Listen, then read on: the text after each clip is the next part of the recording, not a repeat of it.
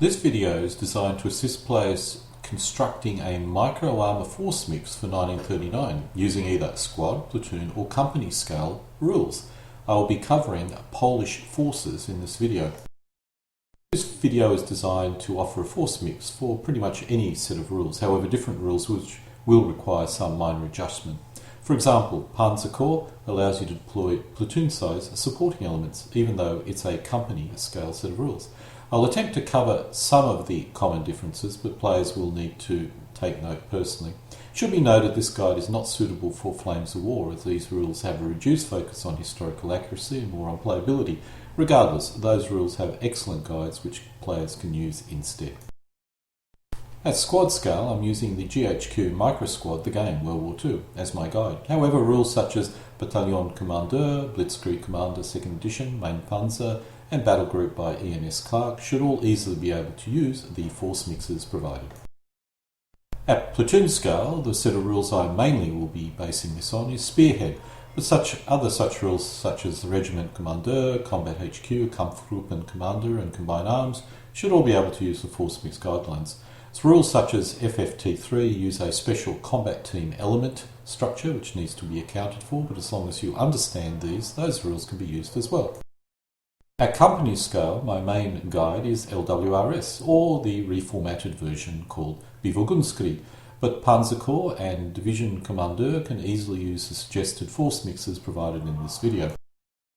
When creating force mixes, we need to start with the parent formation, which in this case would be the Polish Mechanized Brigade, supported by independent tank battalion or battalions. When we move to company scale, we'll need to assume both historically available brigades were combined and are supported by independent tank battalions each. The defence forces would come from the Infantry division. This depends on what style of scenarios you wish to play, but as meeting engagement between equal forces provide a less than pleasant game, I'm assuming you need a defending force as well as an attacking one. While you could use your attacking force as a defence force, in practice this is not wise and may leave you at severe disadvantages. Attacking forces are optimised for attack, defensive optimised for defence. If using a squad scale set of rules, players will need to deploy a battalion, both a defensive infantry battalion and an offensive mechanised battalion. In all cases, a player will need a battalion headquarters and from 2 to 3 company headquarters. I like to make these elements interesting by including staff cars or horses or motorcycles on them, with 2 figures on the company headquarters and 3 on the battalion headquarters. I'm unaware of any specific Polish or French command packs, but if you use a British command pack, Heroic and Ross sells 6 command packs for 60p, with 2 packs meeting your requirements in most cases. Most squad scale rules do not cover any air-to-air combat, thus there may be no need to purchase any fighters, but as they will be used in platoon and company scale rules, I would consider it. You can also consider an observation aircraft, as some rules do deal with observation as well. Heroic and Ross offers the PZL-23 light bomber for £1.25p, the PZL P11C fighter for £1.50p, and the LWS-3 Mewa observation aircraft for £1.50p. The Polish Army fielded 3 basic types of field artillery, the 155mm and 105mm howitzer, which would typically be off the playing area, and the 75mm gun, which could be either off or on the playing area. The mechanised brigades use a 100mm howitzer, but I am unable to find a suitable figure to use for it, so the 105 can be used instead. GHQ offers the 75mm and 105mm for $11.95 US for a pack of 2 with mounts, which may be all you require at this scale. Heroic and Ross offers the 75mm gun for 65p, and as well as the 155 howitzer for 65p. They also offer the C2P, C4P and C7P tractors for 65p each. The primary anti-tank gun was the 37mm, which would have been towed by a light tractor. You would probably aim for 3 of these weapons. The main anti-aircraft gun was the 40mm, towed by the Fiat 621, or the Polish version of it. The Polish also used an older 75mm anti-aircraft gun. Both weapons were held at Corps or Army level, so would not be very common. The most common anti-aircraft weapon at this scale would be the AAMG. Heroic and Ross offers a 75mm anti-aircraft gun towed by a Fiat 621 for 65p, which does seem rather cheap, so maybe it's 65p each. The 40mm is also available for 65p. The AA machine gun is a bit more difficult to identify. Heroic and Ross does offer an AA machine gun in one of their Russian heavy weapon packs, but I cannot exactly recall which one. It was probably the Russian heavy weapon pack with 50 figures in them.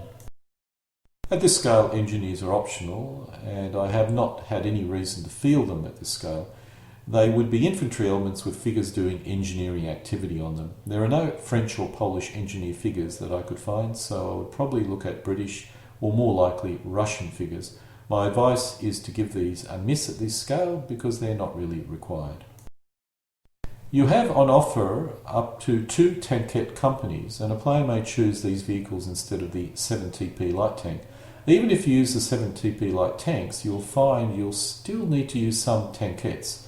GHQ offers the TKS with 5 for $11.95 US. Heroic and Ross offers the TKS with 20mm gun, and TK3 for 50p each. The TKF could be represented by a TKS tankette instead. I can't see really much difference at this scale.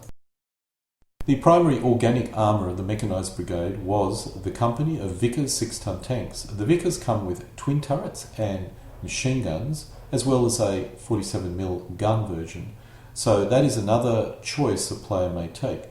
Personally, I would give the Vickers a miss, but if you wanted to use them instead of the 7TP light tanks, this is an option to select. Heroic and Ross offers both versions of the Vickers light tank for 65p each. At squad scale, we are dealing with a tank company, motorised infantry company and battalion support troops. Apart from the Vickers, the Polish mechanised brigades lack tanks, so we'd be using a tank company from an independent tank battalion, which gives you the option of using 7TP tanks or R35 tanks. The tank battalions were only attached to the tank or mechanised brigades after the war began, but it certainly did occur. Another option is the Warsaw Mechanised Brigade, which did contain a single tank company of 7TP light tanks. In summary, if you are fielding a Polish force, I would probably want to use Polish equipment if possible. So we end up with a company of Polish 7TP light tanks. The Polish Army used a company strength of 13 to 15 tanks, so if using GHQ you would purchase 3 packets. GHQ offers packets of 5 for $11.95 US, while Heroic and Ross offers them at a price of 65p per tank. The infantry company consists of 3 light mortars, headquarters support and 140 men mounted in trucks. Each infantry element should consist of 4 figures, so this represents 42 infantry figures, and the headquarters support element may consist of 3 figures. Players need to determine how they wish to mount their own infantry, but this is probably a good guide. The light mortars could represent 2 or 3 figures and a mortar. The big question is the trucks. Many players do not bother to purchase any trucks at this scale, as the troops are commonly dismounted when they enter the playing area. Heroic and Ross sell 50 infantry figures for £4 and 50 heavy weapon figures for the same amount. There are no specific Polish infantry figures, so you would use French. GHQ sell French infantry and heavy weapons for $11.95 per packet, each of which contains 50 figures. Actually, just as an addendum, GHQ does actually sell Polish infantry, which I think is a fairly recent figure because I've only just ordered it. Heroic and Ross sell Ursus A trucks or Fiat 621 trucks for 65p per vehicle. The foot infantry company used for defence are identical to the motorised infantry company, except they have obviously no motor transport. You will need 2 of these formation, requiring 2 50-figure packs from Heroic and Ross, or from GHQ. The GHQ Polish infantry actually look incredibly good, and there is a heavy weapons version as well, so even though normally I always use Heroic and Ross, I think for the Polish I'd probably err on the GHQ side. Unlike the mechanised brigade, you can select regimental level supporting elements. For each company you would expect to have 1 75mm gun, 1 81mm mortar and 3 37mm anti-tank guns. The mortars and machine guns would come in the heavy weapons pack from GHQ or Heroic and Ross. At this point you should have a force mix which will allow you to play as an attacker or defender in a game, which you would expect to complete within a day. If you select all the tank options and transports, you'll end up with a force mix consisting of about 160 elements. If you only select one tank option and purchase almost none of the transports, this will drop to about 80 elements. Using a platoon scale set of rules, a player will need to deploy a brigade or regiment, although rarely a full-strength brigade or regiment. A player will need a defensive infantry regiment and an offensive tank or mech regiment/brigade. In all cases, a player will need a brigade or regimental headquarters, and from 2 to 3 battalion headquarters. You can use the same headquarters elements you had selected for your squad scale game, except it's very rare to have a third battalion. At platoon scale, it's possible some rules will cover air-to-air combat, which will require you to purchase fighters. If you are playing an attack and counter-attack scenario, you will require more fighters. This is because the defender will normally field, let's say, 3 fighters, and the counter-attacking force will add another 3 fighters and 3 light bombers. I would select a range of different fighter types, just for a bit of variety. Observation aircraft are more common at this scale. Your aircraft range could include some 2-engine bombers as well, although this is probably rather rare. The field artillery available would be the same as a squad scale force mix. However, at this scale these elements would be more commonly used, although it would still be very unusual to field any 155mm howitzers. As with the field artillery, the anti-tank or anti-aircraft figures would be more common at this scale, although less 37mm anti-tank guns would typically be used. Once again, the force mix you have selected for squad scale is more than adequate. Engineers at this scale are more common, and a player should consider purchasing some of these figures. Soviet engineer figures from Heroic Ross may be the best option. It's also more common to use transporting trucks at this scale, especially if you intend to have a game with a lot of movement.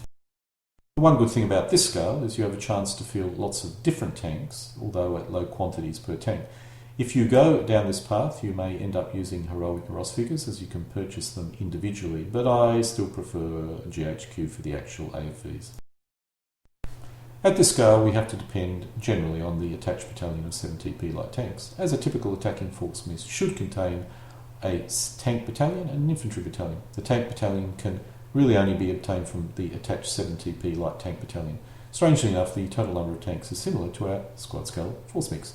While less than satisfactory, another option is to use the 3 separated tank companies within the mech brigade. But apart from the Vickers light tanks, it would be very difficult to attack with tankettes. You also have an issue with headquarters, as these tanks directly report to the brigade headquarters, or must be attached to the motorised infantry battalion headquarters. The lack of headquarters could have a major negative effect depending on the rules used. We can field the entire motorised infantry battalion, which at this scale represents 9 infantry elements. You actually end up with less infantry when at platoon scale.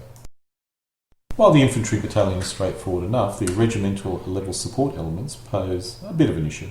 In theory, we should not deploy any 75mm guns or 81mm mortars. However, it's reasonable to assume you be allowed to deploy one of these 2 weapon types. It's simply because of the scale. Each platoon here represents from 4 to 6 weapons, and there are far less than 4 to 6 of each of these weapon classes. So a player may have to use a bit of discretion in this case. If we select all options and transports, we have a force mix of about 130 elements, which, apart from the aircraft, can be taken almost exclusively from the squad force mix. Using a company scale set of rules, a player will need to deploy a division or equivalent, although rarely a full-strength division. A player will need a defensive infantry division, but there is an issue with the offensive forces, as the Polish did not possess a divisional size mechanised formation. While not actually historical, I have bundled the 2 mechanised brigades with their 2 tank battalions together under a corps headquarters. While each brigade and battalion were at opposite ends of Poland in September 1939, if they were together, the Polish could have created a divisional size mechanised formation. The Japanese created an ad hoc mechanised formation in Manchuria before they created their official division. The Polish could have done the same if given enough time and if they had sufficient vision. In all cases, the player will need a corps or divisional headquarters, and from 2 to 3 brigade or regimental headquarters. You can use the same headquarters elements you had selected for your squad scale game, except it's very rare to have a 3rd regiment.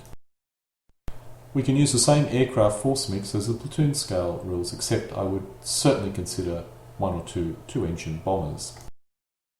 We can continue to use the field artillery from our platoon squad force mixes, although it's still rare to field the 155 howitzers. Players may need horses to tow some artillery, as the infantry divisions would require this. We can continue to use the same anti-tank and anti-aircraft gun force mix. However, it would be rare to use all of them in a typical game. Engineers are almost always used at this scale, but it would be rare to have more than 3 elements. We can field all our tank figures, but only one per brigade of each in most cases, and not all of the ones that are shown in this screen. At this scale, we need to use all available attached tank battalions, including the R35 light tank, but there's only generally 3 figures of each. We need to field 2 motorised infantry battalions, 1 in each brigade. This shows one of these battalions. This assumes a lot of rounding, and players may need to look at the TO&E and conduct their own roundings based on their own preferences, but this is a logical structure.